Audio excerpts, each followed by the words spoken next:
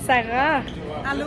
on est à la pesée aujourd'hui de Clavel Reyes. Tu es ici parce que ton amoureux se bat, mais toi aussi, tu es boxeuse. Exactement.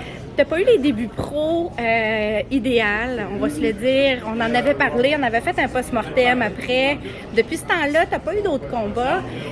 T'as pas raccroché les gants, là? Non, pas du tout. Je sais qu'il y a eu des petites rumeurs ici et là que j'ai accroché les gants parce que j'ai pas été aussi présente que normalement au niveau des médias sociaux.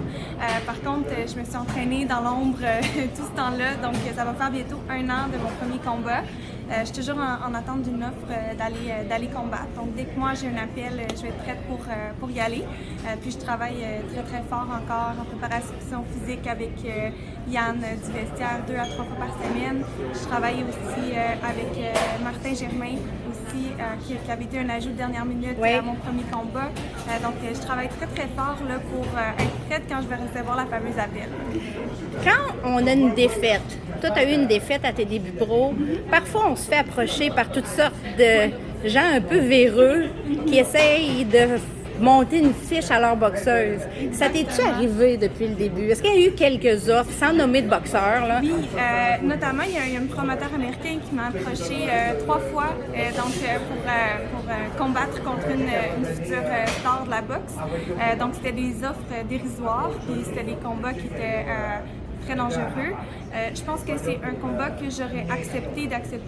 J'aurais pu accepter vers mon 2e, 3e assaut, mais là, pour le moment, après une défaite, je ne peux pas me permettre de prendre un gros risque comme ça. C'est ça, il faut que tu te positionnes toi aussi dans ta propre carrière. Avant d'aider les autres à monter leur carrière, toi aussi, tu as le droit de focaliser sur quelque chose de positif pour toi. Puis, dans le fond, tu attends la bonne offre pour toi, puis pour où ce que tu es rendu, pour ce que tu as travaillé, puis vers où tu veux aller. Puis, je comprends qu'étant donné que si j'ai pas de promoteur, mon premier combat a été une défaite. Je comprends que quand je vais recevoir une offre, ça va être une offre dans laquelle ça va être un combat probablement que je suis supposée perdre. Le côté B, comme on dit. Exactement, donc je suis dans le côté B. Par contre, je sais que quand je vais avoir une offre, je vais être prête pour l'accepter.